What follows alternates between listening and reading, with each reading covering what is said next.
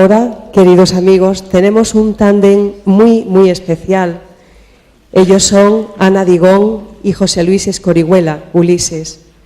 Él es educador en sostenibilidad social. Ahora tocamos ese otro ámbito del futuro sostenible tan necesario. Ella, Ana Digón, es traductora, pero es también miembro fundador de un movimiento por la tierra que se llama Agricultura Regenerativa. Ana nos cuenta que ella cree en la conexión con la tierra como herramienta práctica y concreta para co-crear ese mundo nuevo que creemos y queremos todos. José Luis Escorihuela, Ulises, a su vez, es miembro fundador de una asociación, Selva, Vida Sostenible, que está poniendo en práctica esas iniciativas que añoramos necesarias para que un mundo mejor sea posible. Pero nadie mejor que ellos para hacernos partícipes de sus proyectos, de sus utopías y de ese nuevo paradigma en la ecosostenibilidad que está en marcha. Gracias.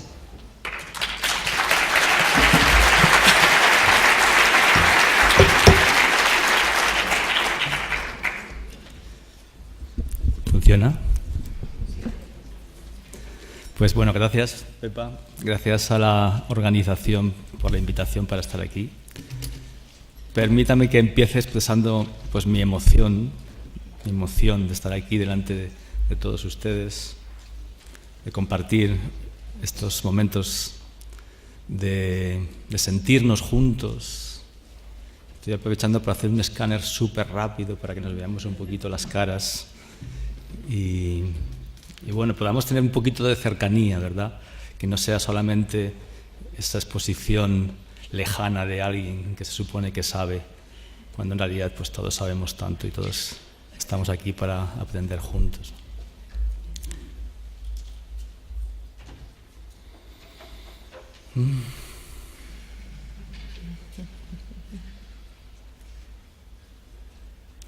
Bueno, tras la emoción, el vernos, pues también el agradecimiento, ¿no? La oportunidad de estar aquí, de poder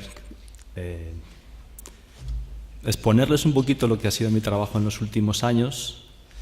Para la gente que no me conoce, decirles que más allá del nombre con el que me presentaron, tengo como un nombre que funciona por ahí, por todos los ambientes en los que me muevo, que se llama Ulises. Entonces es fácil que igual no hayan oído de José Luis Escorihuela, pero es posible que Ulises les empiece a sonar cuando se muevan por aquí y por allá, por algunas de las cosas que están emergiendo en este mundo que queremos co-crear entre todos, ¿no?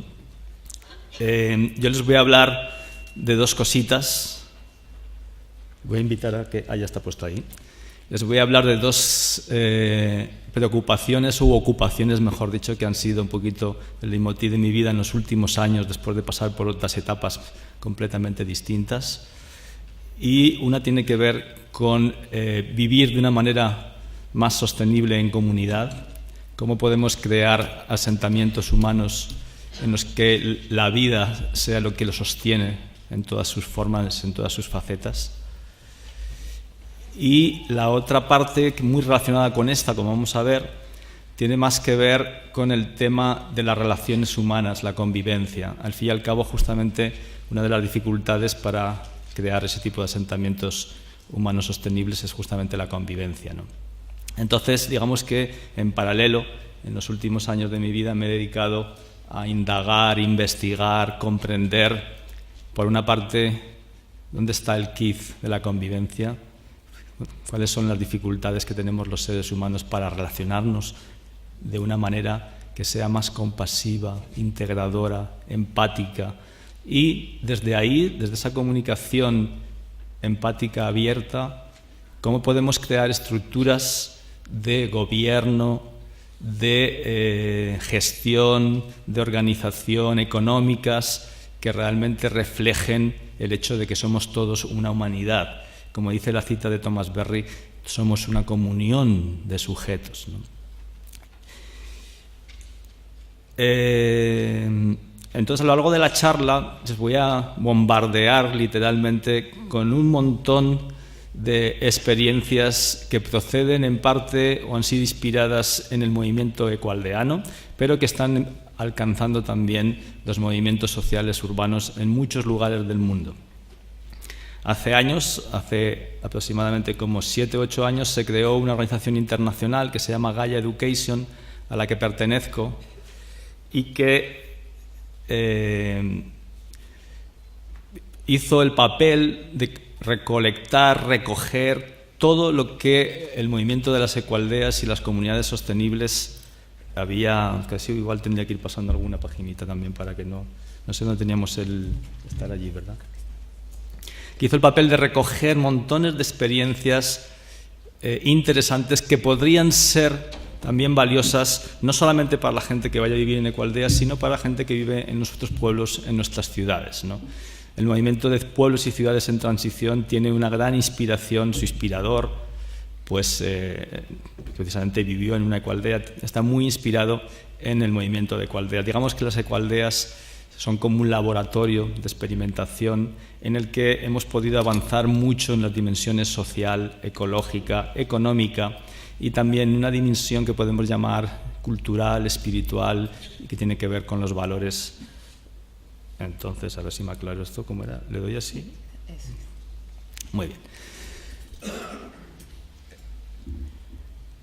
Bien, esta ONG, Gaia Education, elaboró un programa de cómo tendría que afrontarse la creación de nuevos asentamientos y emprendimientos sostenibles en cualquier lugar del mundo. Y ese programa, que yo les voy a comentar aquí de manera muy sucinta, se llevó a Naciones Unidas y UNESCO, en su década para la educación en desarrollo sostenible, lo eligió como una de las contribuciones oficiales importantes para su década, con la intención de que este programa educativo formador se llevara a todos los países del mundo y ese movimiento que empezó hace unos cuantos años de abandono del mundo rural, de las aldeas en África, en América Latina, en Asia, que estaba dejando completamente vacío el mundo rural y creando estas megalópolis invivibles, se terminara, se parara. Había que intentar revalorizar, revitalizar de alguna manera ese tipo de aldeas. Entonces, con esa intención, Naciones Unidas aprobó este currículum. Ahora mismo esta formación la hacemos también en la universidad, en un curso de posgrado que será un máster en breve con la Universidad Abierta de Cataluña y también en maneras intensivas en otros muchos lugares. Entonces, en estos minutos que me quedan voy a hacer un repaso de toda esta formación, insistiendo sobre todo en la dimensión social, que la dimensión social es la que, como yo les comentaba antes, ha sido también una de las razones que me han guiado en estos últimos años de mi vida, cómo podemos convivir mejor. Y después de este repaso va a ser Ana la que justamente nos va a presentar en más detalle una de estas soluciones, una de estas múltiples propuestas que son posibles para crear este mundo, ¿no? Es una charla realmente para proponerles cosas que se están haciendo, para que las conozcan, para que de aquí en adelante digan, pues ¿cómo tenemos que hacer, ¿no?, para incluirnos ahí, para estar aquí? Van a ver que el abanico de propuestas es enorme. Siempre recordaré una conferencia que Paul Hawken dio en el Encuentro de los Bioneros en Estados Unidos, y la conferencia empezó con un listado en ordenador en el que salían las organizaciones que en el mundo estaban trabajando por un mundo mejor. Y no terminaba nunca, iban a toda velocidad y no terminaba nunca. Y cuando terminó la charla y seguían pasando, dice, no pueden terminar porque son varios millones. Varios millones de organizaciones están trabajando en el mundo por presentar propuestas para crear este futuro que queremos crear entre todos, ¿no? Bien, entonces voy a entrar en algunos detalles de las 4 dimensiones. Fíjense que hemos incluido una dimensión extra al planteamiento inicial. La dimensión social, ecológica y económica son bien conocidas. A la revolución ecológica que empezó hace unos cuantos años se le está añadiendo ahora esta revolución económica, que aquí en este congreso va a estar bastante bien representada, ¿verdad?, con las 3 charlas que están previstas. La revolución social, que es esto que les comentaba yo, de cómo podemos poner en marcha nuevas formas de relacionarnos, estamos trabajando también en ella, pero debajo de todo o sustentándolo todo tiene que haber también un cambio importante en valores, en cuál es nuestro estar aquí en el mundo, ¿no? Desde qué manera vemos el mundo, desde qué lugar, de qué manera sentimos que somos partes, seres vivos, seres que pueblan este planeta, partes completamente co-creadoras de este universo. Y si no somos conscientes cuál es nuestra posición de partida, qué tipo de valores pues nos alientan, pues las otras revoluciones social, económica, ecológica van a ser mucho más difíciles. Claro que estamos en un congreso de la Fundación Valores que evidentemente trata sobre cómo crear ese nuevo mundo a partir de un cambio justamente en los valores.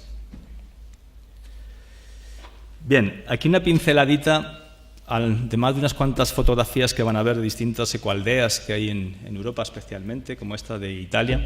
Una pinceladita de lo que sería la dimensión social, con los puntos fundamentales que deberíamos empezar a trabajar, ¿no? La idea de visión creo que se ha nombrado bastante ya aquí. Para poder crear ese mundo mejor en el que queremos vivir, necesitamos contar con una visión. Es necesario, ¿verdad?, que además de que podamos vivir la crisis, o mejor dicho, para vivir la crisis que estamos viviendo con cierta esperanza, tenemos que saber hacia dónde encaminarnos.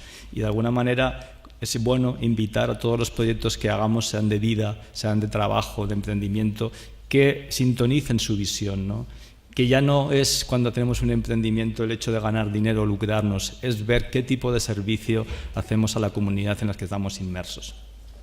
Sobre la comunicación, habría mucho que decir, pero me gustaría insistir en estas palabras: una comunicación más consciente y más integradora. Consciente quiere decir que yo no comunico con los viejos patrones que aprendí a través de la educación desde la infancia, en la familia, sino que empiezo a reconocer en mí cuáles son esos patrones, por qué en algunas personas suelen ser patrones de inhibición y en otras de agresión, y de qué manera puedo cambiar cualquiera de los dos, en un caso ganando poder y en otro caso siendo más consciente del poder que tengo, para empezar a comunicar de una manera mucho más empática, asertiva, y realmente capaz de acoger lo que el otro me tiene que decir. Cada una de estas líneas serían charlas largas, ¿no? Entonces, simplemente pinceladitas. El tema de la gobernanza nos tiene que llevar a redefinir o profundizar en la democracia. Sabemos que la democracia es el menos malo de todas las formas de gobierno, ¿verdad? Pero podemos profundizar mucho en ella. Y hay dos líneas que a mí me parecen bien interesantes tener en cuenta, ¿no? Y que desde el movimiento de ecoaldeas, y al menos en muchas de las comunidades que yo he visitado y he conocido, se está experimentando con estas nuevas formas de gobierno. Una tiene que ver con ampliar la participación, es decir, cómo podemos conseguir que las decisiones que tenemos que tomar como grupo incluyan el mayor número de gente necesaria para que pueda emerger la sabiduría colectiva. Y este es un punto interesante porque no quiere decir que tenga que intervenir en todas las decisiones todas las personas a la vez.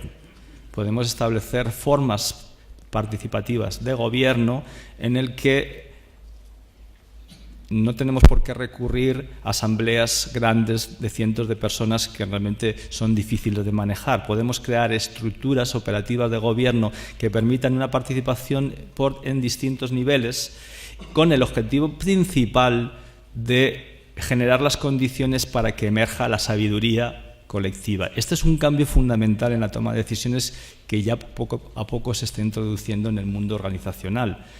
Es difícil tomar decisiones en un mundo tan complejo en el que estamos viviendo. La idea de que una persona tiene capacidad de recibir toda la información que llega de afuera, procesarla y a partir de ahí, con su inteligencia racional, decidir de la manera más adecuada, la podemos olvidar. Eso ya es el pasado.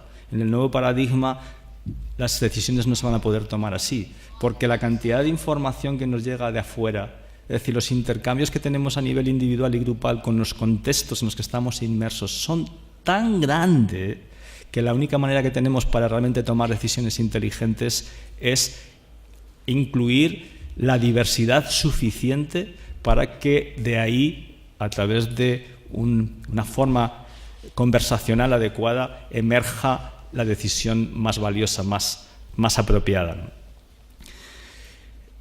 El conflicto es otro tema bien interesante, ¿verdad? El tema del conflicto. Tenemos miedo al conflicto. Tenemos miedo porque asociamos el conflicto con agresividad y con violencia. Y sin embargo recuerdo las palabras de un gran conflictólogo de talla internacional que se llama William Ury. Y este señor tiene una frase que para mí es lapidaria. Dice: el mundo necesita más conflictos, no menos. Y añade: porque todavía hay tantas situaciones latentes de injusticia que al menos el conflicto nos ayuda a hacerlas visibles, ¿no? Esta es la parte rescatable del conflicto. El visibilizar todas las situaciones de opresión, dominación, injusticia que no estamos viendo, porque todo el sistema ideológico de los grupos dominantes está completamente organizado para acallar las voces de quien se puedan quejar de cualquier forma de opresión, ¿no? Entonces el conflicto tiene una parte bien rescatable y tiene una parte que efectivamente tenemos que aprender a no caer en ella, que es toda la parte de violencia. La frontera es bien delgadita, pero podemos llegar allí. Realmente podemos trabajarnos como seres humanos para convivir con la tensión del conflicto, y si aspiran a cualquier tipo de comunidad realmente armoniosa e integradora, entonces no tengan miedo al conflicto, porque su miedo está introduciendo un motivo de tensión en esa comunidad, ¿no? Realmente el conflicto es inseparable de la necesidad de que la diversidad sea acogida, sea realmente abrazada, como decimos, ¿no? Abrazar la diversidad y vivir con la tensión del conflicto es casi paralelo. Pero podemos quitar la agresividad, podemos encontrar otras maneras de trabajarnos la rabia, la tensión. Podemos hacer muchas cosas, podemos crear estructuras, ¿verdad?, de relación, de gobernanza, que no sean necesariamente tan violentas. Sobre el tema del poder, este es otro mundo grandísimo. Hay una impresión de que el poder siempre está en manos ajenas, ¿no? Casi siempre el poder está en los políticos, en los bancos, en los que nos gobiernan, y que a través del uso de la fuerza o del dinero, la riqueza, pues realmente controlan nuestras vidas. Pero lo cierto es que cuanto más sabemos de cómo funcionan los grupos, las organizaciones y las comunidades humanas, más sabemos también que eso es una pura ficción. O sea, justamente uno de los cambios de paradigma más interesantes que tendremos que tener en cuenta, voy a ir de paso pasando algunas de estas cositas, no sé dónde tengo que dirigir esto. El de la derecha le estoy dando.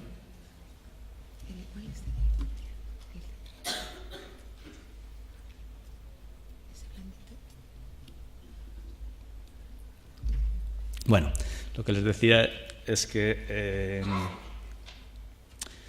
una de las aportaciones más interesantes para comprender el cambio de paradigma tiene que ver, o viene desde la ciencia, viene desde lo que se llama toda la teoría sobre sistemas complejos o teoría de complejidad, ¿no? Y afortunadamente estamos descubriendo que los seres humanos nos organizamos como sistemas complejos.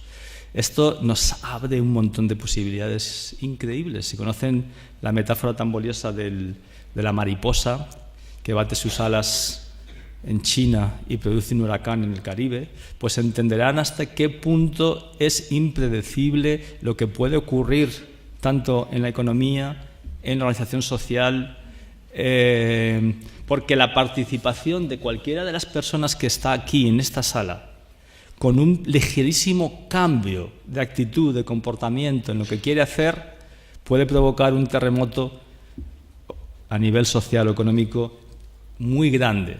Entonces, la ilusión de que alguien en este mundo tan complejo que estamos creando puede controlarnos a nivel de poder por la fuerza, o a nivel de poder por la economía, o a nivel de poder por cualquier otra cosa, tenemos que empezar a verlo como tal, como una ilusión. El poder está en nosotros. El poder está en nosotras. Somos los auténticos sostenedores. Voy pasando de aquí. Perfecto. Somos los auténticos sostenedores del poder.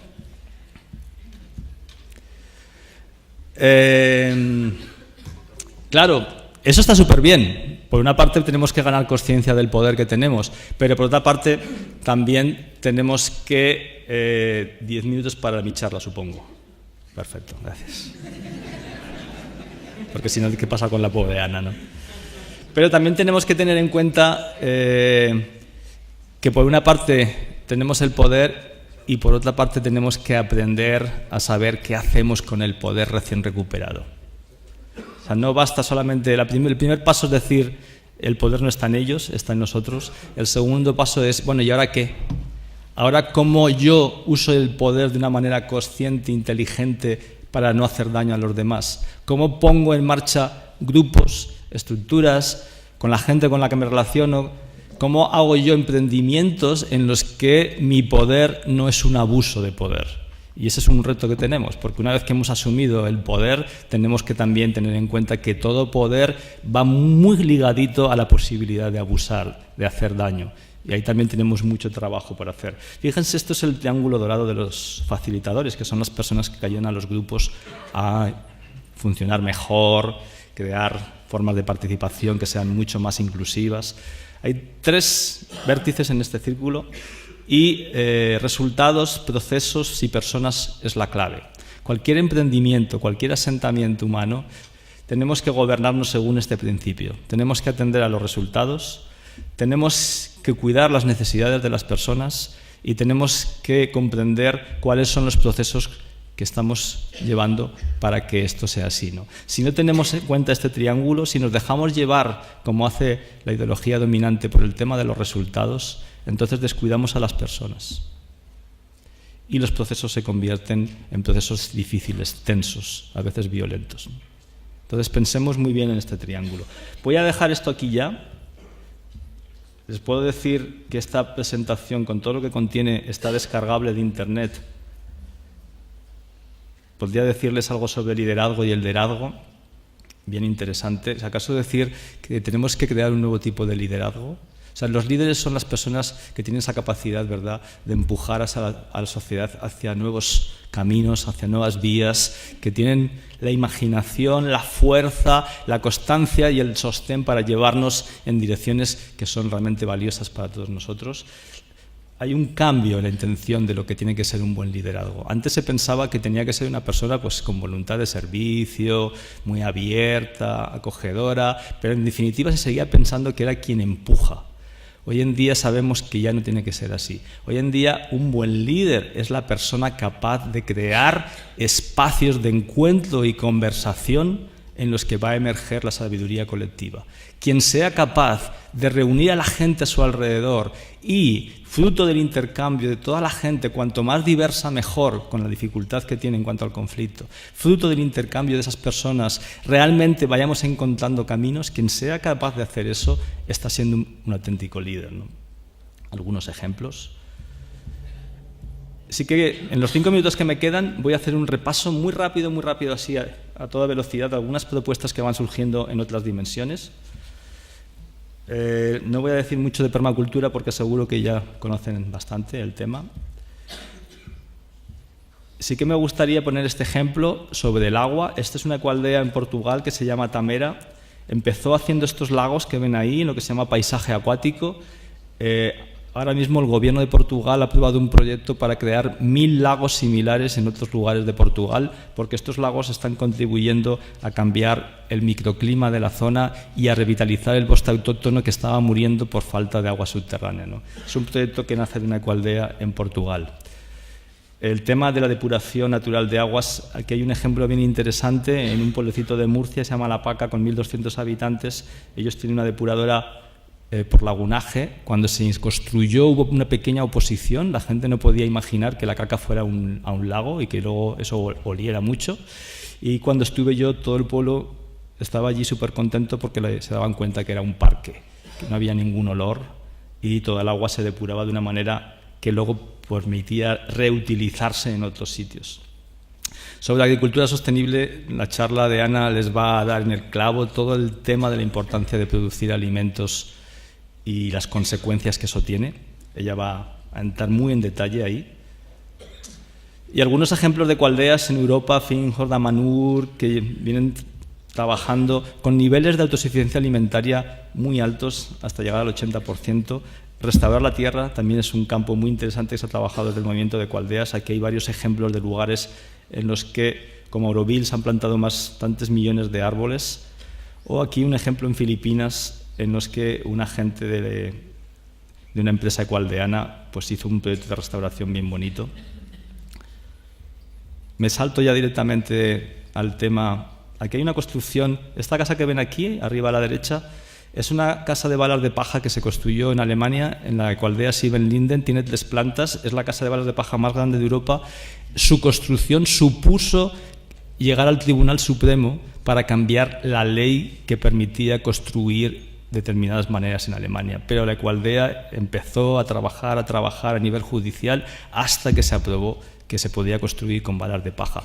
Su resultado va a ser valioso para todos los demás países europeos, ¿no? Otro tipo de construcciones en Dinamarca, en Alemania, en Tamera. La dimensión económica, solamente decir 2 cosas a las que se van a decir, porque ya sobre la economía global se va a decir muchas cosas. Fíjense en ese mapa, ese es un mapa bien interesante. Están los países dibujados en función de la riqueza. Ya ven, América Latina y África no existen. Mientras ese mapa siga siendo así, ¿qué podemos esperar, no? Realmente hace falta cambios bien importantes. Una cosa sobre el tema del dinero.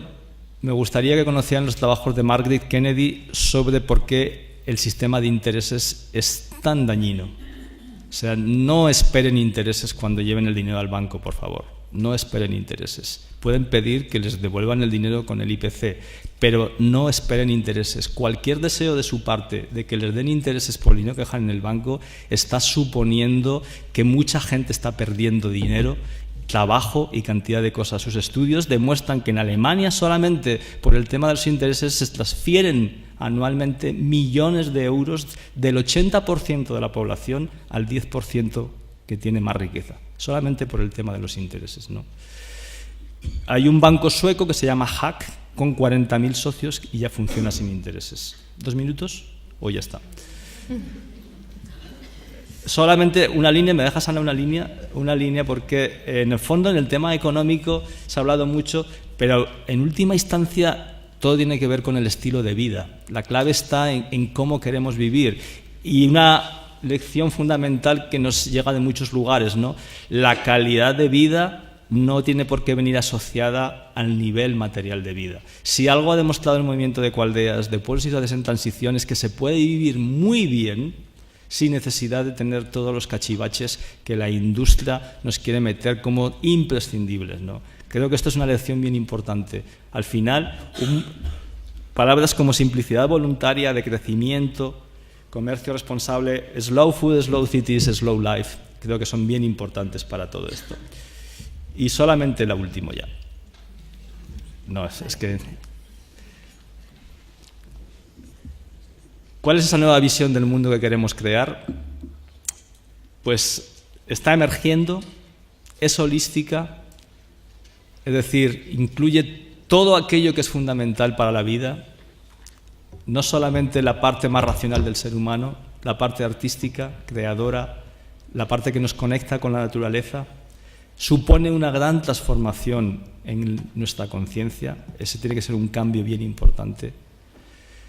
Supone una reconexión profunda con la naturaleza, tenemos que empezar a ver la naturaleza de una forma distinta. Es, en última instancia, todo un proceso de sanación, porque al fin y al cabo hemos creado formas de estar en este planeta que son tan dañinas y destructivas para el planeta y para nosotros que hay mucho que hacer ahora a la hora de la sanación y es socialmente comprometida.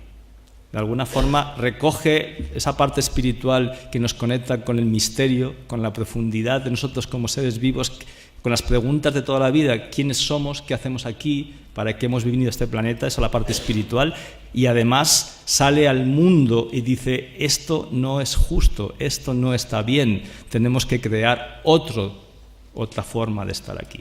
Esas son las pinceladas que les quería dar. Muchas gracias, le dejo la palabra a Ana.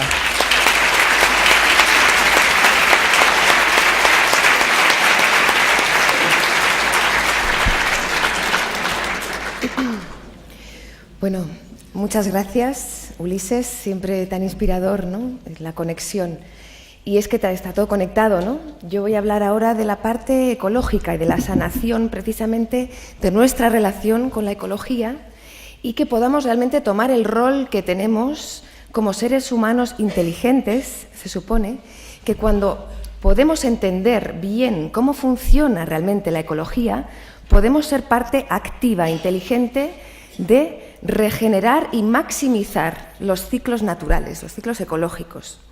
Y es que la ecología sostiene todo, ¿verdad? Como nos ha dicho María Novo antes, tan bonito, nos lo ha contado, es la base de todo, de la vida y por tanto de todo lo demás. Y nuestra interacción con la ecología se da a múltiples niveles. Una de las formas más visibles y productivas de esa interacción es la agricultura y la ganadería. Y me gustaría preguntarles ahora, ¿quién de esta sala siente que tiene una conexión con agricultura y ganadería? Por mínima que sea, ¿quién de aquí siente que tiene una conexión con la agricultura y la ganadería? Pues todos los demás debéis vivir del aire, porque desde luego comemos 3 veces al día, ¿no? Con lo cual tenemos una relación íntima con la agricultura y la ganadería. Otra cosa es que nos dediquemos nosotros personalmente a hacerla, pero nos dedicamos a consumirla, con lo cual tenemos que entender eso primero. Esa conexión es constante y diaria, si no, no estaríamos aquí. Y la agricultura y la ganadería están siendo, a la vez que nos alimenta, también está siendo fuente de muchos problemas y muchas dificultades hoy en día. Contaminación de aire, tierra y aguas, gases de efecto invernadero, pérdida de hábitats y de biodiversidad, desconexión entre campo y ciudad, obesidad por una parte y hambre por otra, es decir, desigualdad y despilfarro de los dones que nos da la naturaleza de forma totalmente generosa y gratuita. Otro de esos problemas que nos está causando el sistema convencional, globalizado, mercantilizado de agricultura y ganadería es la pérdida de suelo fértil. Y esto es algo que se habla muy poco, pero es tan grave o más como el pico del petróleo o la amenaza de quedarnos sin agua. ¿Y por qué es eso? Pues porque sobre el suelo fértil, ahí viene todo lo demás. Y esa crisis que tenemos de pérdida de suelo fértil, ahora vamos a ver por qué, también nos ofrece una enorme oportunidad, como dicen los chinos, ¿verdad? Crisis es peligro y oportunidad. Tenemos una enorme oportunidad de actuar. Como dice Satish Kumar, un gran sabio, y su compañera Vandana Shiva, que actualizan las enseñanzas de Gandhi, las resumen en 3 palabras, 3 áreas en las que tenemos que trabajar todos, que es tierra, alma y sociedad. Todos nosotros debemos trabajar al menos un poquito en las 3. No vale estar solo iluminado el alma si no estamos cuidando la sociedad o si no estamos teniendo en cuenta el medio ambiente. Y dice Satish, y si no sabes por dónde empezar, tierra, alma y sociedad, qué grande, ¿no? Si no sabes por dónde empezar, empieza por la tierra. Porque trabajando y cultivando la tierra, estás nutriendo y enriqueciendo tu alma. Y haciendo eso, estás siendo mejor persona en la sociedad. Entonces, empieza por tu huerto. Entonces, veamos lo que es el suelo. Aquí tenemos un puñado de suelo, de tierra fértil, negra, rica. Y los libros de agronomía dicen que el suelo es sustrato inerte en el que crecen plantas. Eso dicen los libros de agronomía, en los que se basa todo el sistema agroindustrial, agroalimentario actual. Sin embargo, en ese puñado de tierra que veis ahí, hay más seres vivos que personas humanas caminamos sobre este planeta. Al loro con esto. Cuando yo camino por un campo, cuando cualquiera de nosotros camina por una pradera, bajo nuestros pies hay más seres vivos que estrellas en el universo conocido. Entonces nos empeñamos en mirar ahí fuera, pero el universo realmente vivo está bajo nuestros pies. Y todos esos seres están en relaciones simbióticas increíbles, realmente alucinantes. Y como dice Darren Doherty, que es uno de los mentores de la agricultura regenerativa, dice, si analizáramos el suelo bajo un microscopio, a ver qué está pasando ahí, lo que está pasando ahí es sexo y muerte. sexo y muerte, constantemente. Y yo le digo, bueno, sí, Darren, pero yo soy vasca, entonces te tengo que añadir una cosa clave, que es la comida, por favor. Entonces yo le digo, comida, sexo y muerte. A todos los niveles, tanto micro como macro, todos los organismos están relacionándose constantemente de esa manera. Algo siempre está cazando algo, algo siempre está excrementando algo que sirve de alimento para otra cosa. Esa es la maravillosa danza, alquimia del suelo, de la tierra. Os voy a presentar solo a uno de estos millones y millones de personajes que tenemos bajo los pies, que es el maravilloso mundo de la micorriza.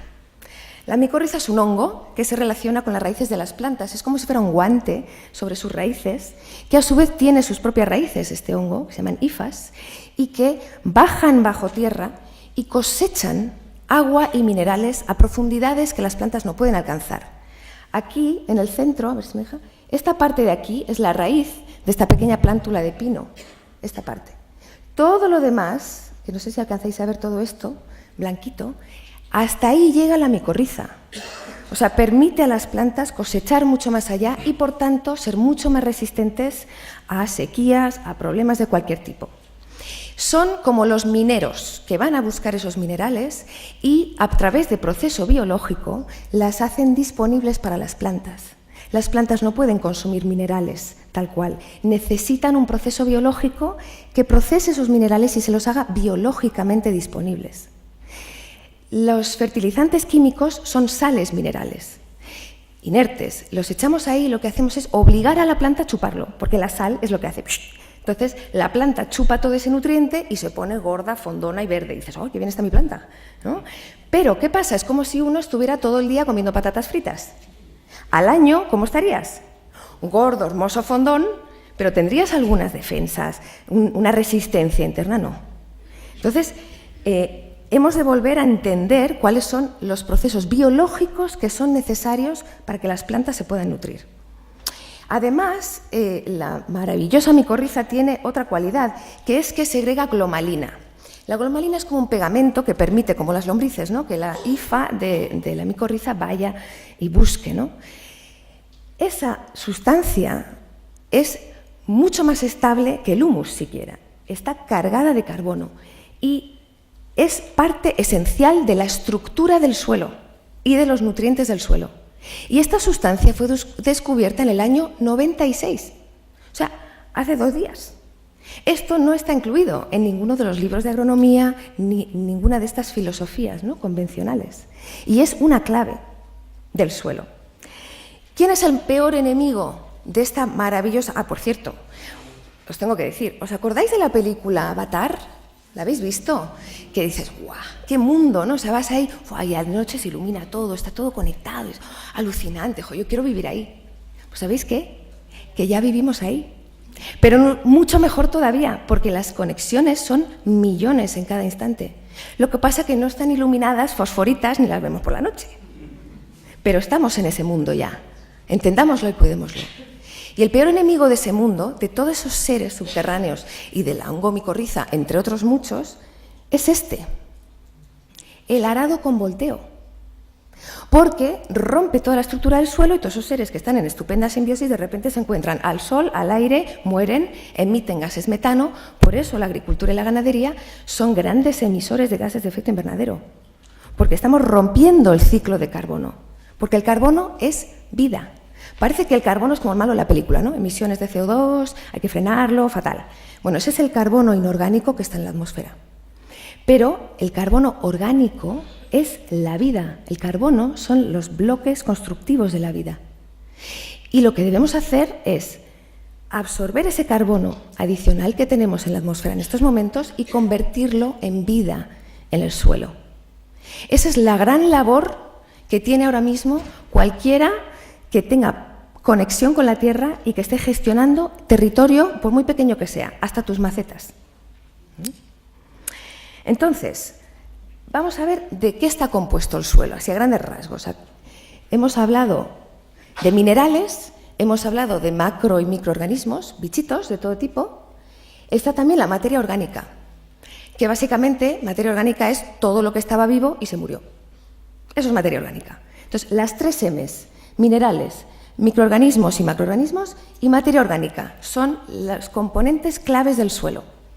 Y además ahí tenemos también pues, aire, tenemos agua, tenemos gas y todo ello en interacción en torno a la vida nos da humus, que es la forma de carbono orgánico estable, que se conserva ahí bajo el suelo y que es el sustrato sobre el cual puede crecer todo lo demás. ¿Hasta aquí me seguís?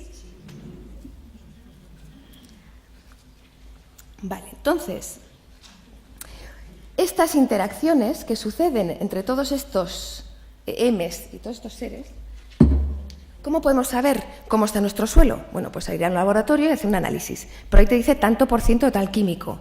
No te dice cómo está esa sustancia, ni si está biológicamente disponible para las plantas. Hay una metodología para saber lo que es increíble. Se llama la cromatografía. Y viene del trabajo de Rudolf Steiner, que conoceréis muchos, antroposofía, biodinámica. Bueno, pues uno de sus muchas ramas de su trabajo se desarrolló como cromatografía, que nos habla de cuál es el estado de las 3 M's y sus interacciones, es decir, la vida que está transformando todo eso. Es una forma muy sencilla que puede hacer cualquiera, incluso gente que no sabe leer, sabe hacer esto. En Latinoamérica está siendo una revolución que estamos trayendo poco a poco a nuestras latitudes. Es muy sencilla de hacer. Aquí están las diferentes partes de un cromatograma que nos dan diferentes informaciones sobre la salud del suelo. Y vemos aquí los colores que nos pueden salir en una cromatografía. Aquí a la izquierda tenemos los colores deseables, los colores de la vida. Y allí a la derecha los colores de la muerte.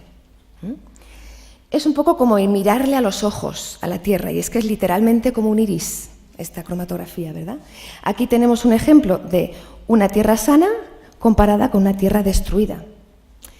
Aquí tenemos unos maravillosos hortalizas con una Tierra muy sana, muy viva, ahí se ve, ¿verdad? Es como un sol esto.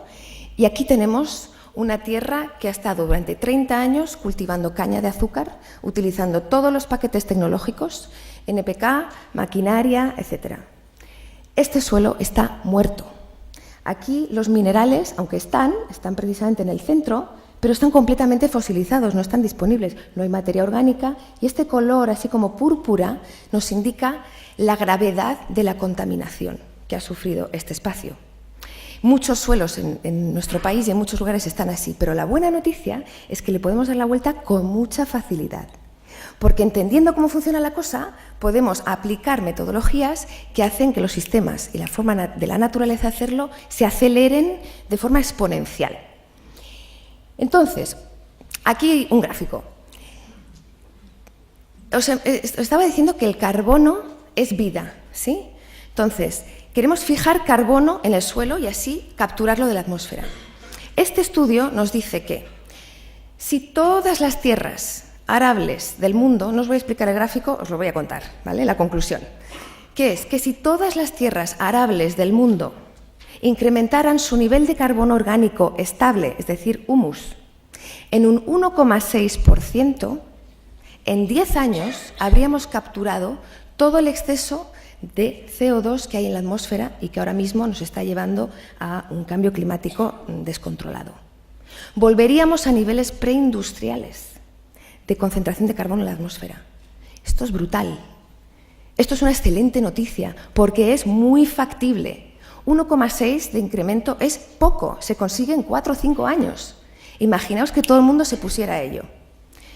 Entonces, esta cifra en España, para pagar nuestra deuda ecológica, digamos, en base a lo que hemos emitido, tendríamos que aumentar todas nuestras tierras arables en un 2,5% de materia orgánica estable, cosa también factible. O sea que la buena noticia es que podemos hacerlo, pero eso sí, no lo va a hacer el gobierno ni lo va a hacer nadie por nosotros. Lo tenemos que hacer nosotros, los gestores del territorio y los consumidores que apoyamos un tipo u otro de gestión. Ahí está la clave.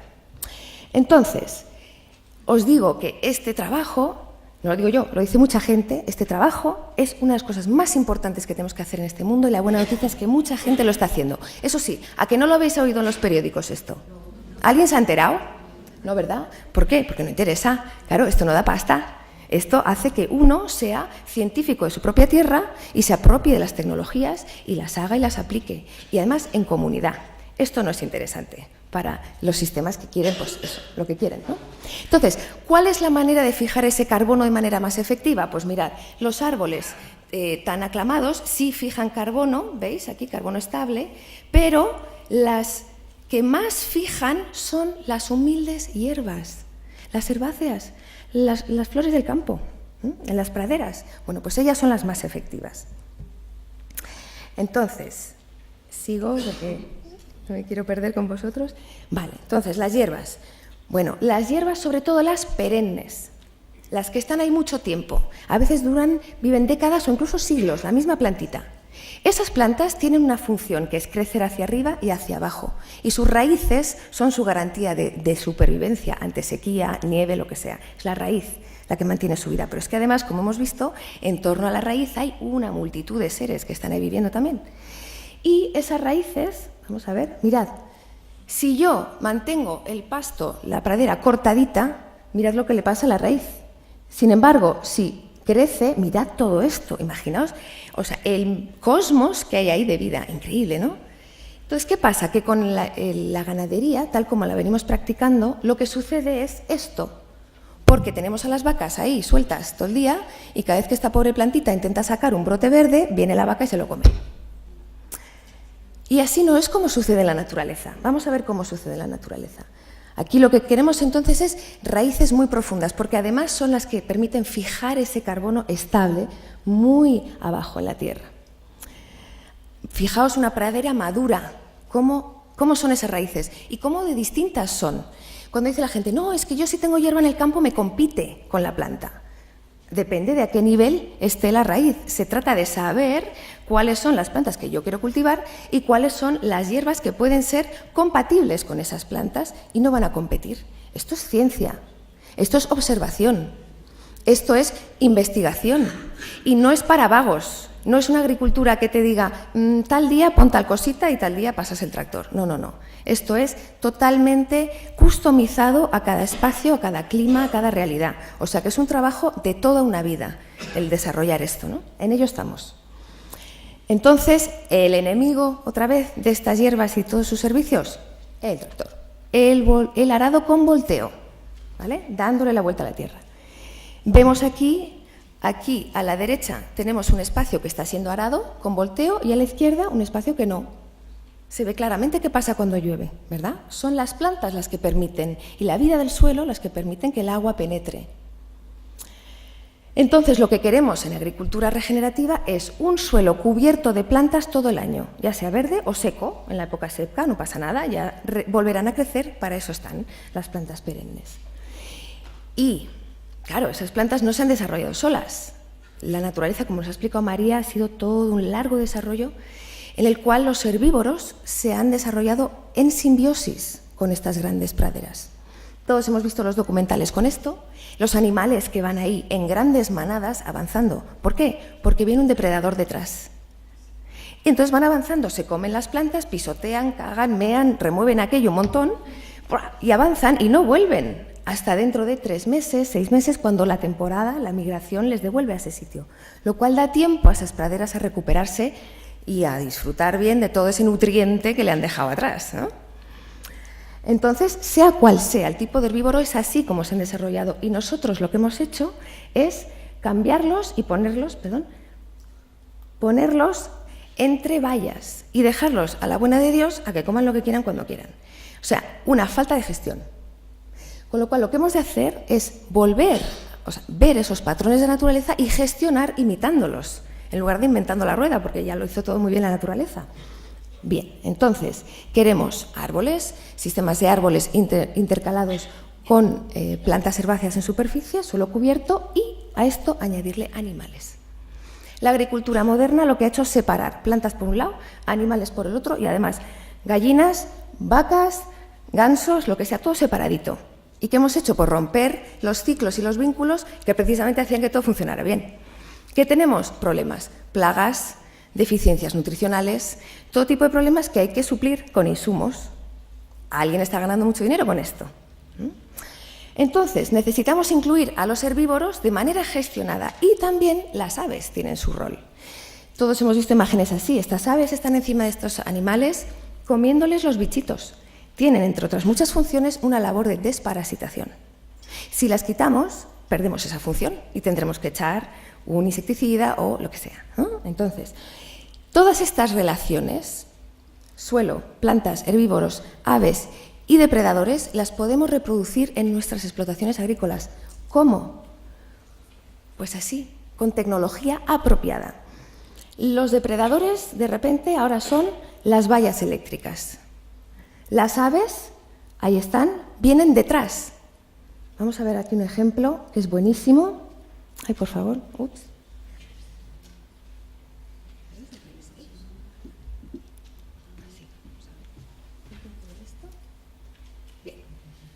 Vale, aquí tenemos, esto es un área de investigación y desarrollo brutal, que es el de los pastores eléctricos, fijaos, ¿eh? Bueno, pues son la clave para poder mover el ganado sin tener que construir grandes vallas y gastarse mucho dinero. Tú vas moviendo los animales con pastores eléctricos móviles, a diario. Todos estos animales de aquí, perdón, todos estos están siendo, jolín, es que no, perdón, Dale. Todos aquellos animales de allí están siendo contenidos con un solo hilo eléctrico. Enseguida aprenden los animales esto. Aquí tenemos un sistema hermoso porque integra todas estas capas que os estoy comentando. Ahí están las vacas que pasan primero, mirad cómo van todas disparadas a comérselo fresquito. Cada día se las mueve. Y detrás vienen las gallinas, en estos gallineros móviles. Vienen 3 días detrás. ¿Por qué? Porque es el tiempo que tiene el estiércol que han dejado las vacas para que las larvas de mosca se pongan bien gordas. Y ahí viene detrás la gallina, que ¿qué le gusta hacer a la gallina? Escarbar y picotear, ¿no? Se come todas esas larvas, tiene una dieta de proteína que alucina los huevos que saca y además nos añade más funciones, ¿no? Nos reparte el estiércol, nos añade un poquito más de lo suyo, que es distinto. Y fijaos que, estoy el botón este, se me resiste. Fijaos que detrás, aquí han pasado las vacas, detrás vienen las gallinas, mirad cómo queda esto, destrozado, ¿sí? Muy mal, pero mirad aquí, ya empieza a rebrotar, solo unos días después. Si este espacio lo dejamos tranquilo, daremos tiempo a que todo se recupere y podremos volver a pasar. Y cada año se nos enriquece en lugar de debilitarse el sistema. Cada animal tiene su función. A los cerdos les gusta escarbar, pues que escarben y que nos remuevan y nos hagan el compost. Una gestión holística, entonces, es la que tiene en cuenta el suelo cubierto, mezcla de muchas especies distintas de plantas, los animales integrados en el sistema y mucha vida de raíz, aquí un montón, que está absorbiendo CO2 en lugar de emitirlo como hace el sistema convencional. Aquí tenemos además un gráfico que merece la pena mencionar porque nos dice que por cada 1% de materia orgánica, de carbono estable que incrementemos el suelo, nuestro espacio va a poder capturar y mantener 144.000 litros de agua por hectárea y año. Si lo incrementamos en un 4%, esa cifra llega al 500.000 de litros, lo supera. Si yo tengo 500.000 de litros almacenados en mi hectárea, ¿tengo problemas de riego? ¿Tengo problemas de sequía? Entonces, aquí unas fotos que son muy impactantes porque son antes y después, ¿vale? Siempre mola verlo así, ¿no? Antes, aquí arriba tenemos un desierto, ¿lo veis? Esto es el primer año, solo cambiando la gestión de los animales. No han hecho nada más aquí que cambiar cómo se mueven los animales. El segundo año ya veis que empiezan a aparecer plantas perennes, empieza este pasto a recuperarse. Aquí vemos, mismo día, ambos lados del río, gestión regenerativa, gestión convencional. ¿Dónde prefieres vivir? ¿Quién está perdiendo más capital ecológico aquí? Aquí tenemos, solo cambiando la gestión de los animales, cómo se puede recuperar un espacio en 5 años, porque no permitimos que el animal venga a comerse la plantita, que es la que necesita poder crecer para sostener todo el sistema. Aquí, mismo día, ambos lados de la valla, distinta gestión, mismo clima, misma lluvia, todo. Las próximas 3 ya son de agárrate que vienen curvas. Y es que son curvas lo que están haciendo aquí. Esto, aquí normalmente, el agua cae por aquí, la lluvia, ¡bum!, y se va por aquí muy rápido. Al cambiar la gestión animal, ya las plantas empiezan a poder invadir y mirad, han hecho pequeñas intervenciones solo con madera de la zona para inducir meandros en el río. Ahí están las curvas. Mirad lo que pasa el segundo año. Las plantas han podido establecerse y empezar a crear un ecosistema. Mirad el tercer año. El río ha vuelto y está ahí siempre ahora. Esta es la regeneración que hace falta, con pequeños cambios de gestión. Se trata de extender el agua, ralentizarla y que entre en la tierra. Tecnología sí, pero apropiada, en el momento adecuado. Os muestro un poquito algunos juguetes que estamos utilizando para esto. Hay mucha tecnología, mucho espacio para investigar. Bueno, me dicen que se me acaba el tiempo, ¿verdad? Sí. 2 minutitos.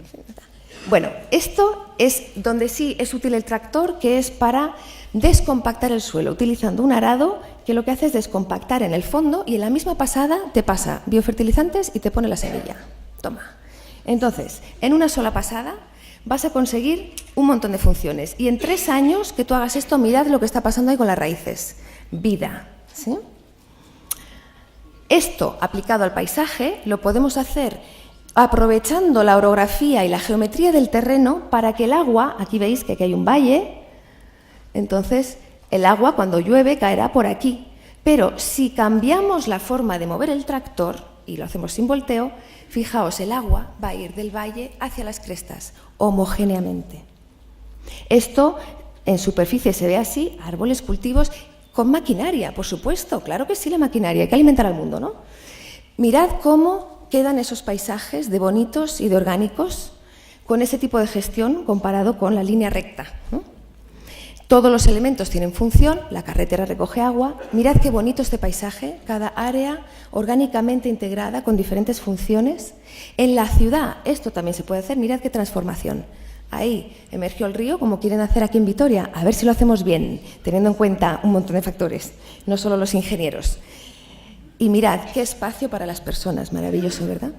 Esto, una rotonda donde había agua que causaba un problema, han hecho un mini diseño de línea clave que llamamos, y aquí esto de repente es una maravilla, un espacio maravilloso, huertos en las ciudades. Vale, diferencia de gestión. A la izquierda, regenerativa, a la derecha, convencional. Mirad las piedras que está cultivando este señor. Nos dice Darren, dejemos de cultivar piedras, vamos a cultivar suelo. Bajo el suelo, ¿qué está pasando? En ese mismo espacio a la izquierda, mirad todo esto de vida, mientras que aquí está aquí, muy limitado. Joel Salatin es conocido como el mejor agricultor del mundo y él a todo esto le añade otro nivel, que es el del polymarketing. Es decir, voy a hacer un producto de super calidad en el cual incremento la fertilidad de mi sistema, lo voy a vender bien, se lo voy a vender directamente a mi consumidor. Este hombre es revolucionario, los sistemas que ha montado, él es el que hace esto y el que es una inspiración, con una tierra que era el sobaco del pueblo hace 40 años, que no daba de comer a una sola persona. Ahora mismo hay 10 empleados, 4 generaciones de su familia trabajando y facturan más de $1 millón al año.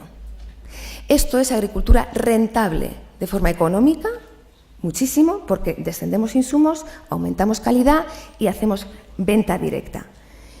Es ecológicamente regenerativa, como podéis ver, ya se ha pasado el momento de la sostenibilidad, se pasó al arroz, ahora tenemos que regenerar lo que hemos fastidiado, y además socialmente regenerativa. Y esta es la parte que ya nos vincula con lo que nos cuenta Ulises. Bueno, aquí tenéis las herramientas de la agricultura regenerativa. Esto, quien quiera, puede tener esta presentación también, ¿vale? Cada una de esas herramientas es días de estudio intensivo y una vida de aprendizaje. Aquí tenemos los cursos que estamos haciendo esta primavera en España. Tenemos la suerte, señores y señoras, de que los mejores profesores del mundo en cada una de estas tecnologías están viniendo a España a enseñarnos. Nos tenemos que capacitar a agentes de cambio para hacer este cambio y a partir de ahí aplicarlo a nuestros espacios. Entonces, este es el programa de formación.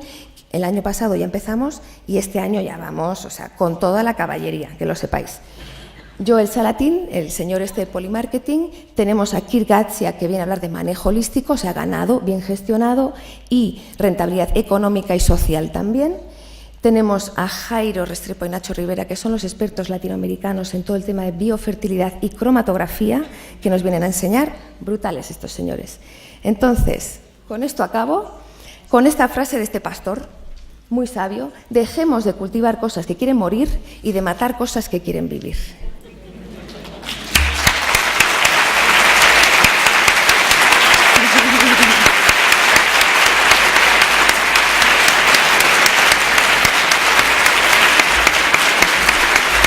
Quiero añadir un punto, os robo un minuto más, porque la parte social de la cual nos ha hablado Ulises es muy importante en todo esto. La gente viene a estos cursos y después se encuentra con grupos de trabajo y en lo que llamamos nodos regionales, donde pueden integrarse y en apoyo con otras personas estamos trabajando para desarrollar todo esto aplicado a cada espacio y además hacerlo de una manera que despertemos la inteligencia colectiva y la podamos cosechar de manera eficiente. Y esto es un cambio brutal de paradigma a la hora de trabajar, porque todo esto está muy bien, pero si le aplicamos el mismo paradigma social de antes, fatal. Entonces se trata de eso, ejercer el poder que tenemos bien y despertar la inteligencia colectiva. Así que os invito a todos a que a la salida tenéis nuestro puesto, ahí podéis coger una tarjetita con la web y toda la información y quien quiera, pues estamos por aquí estos días para que podáis hablar con nosotros. Gracias.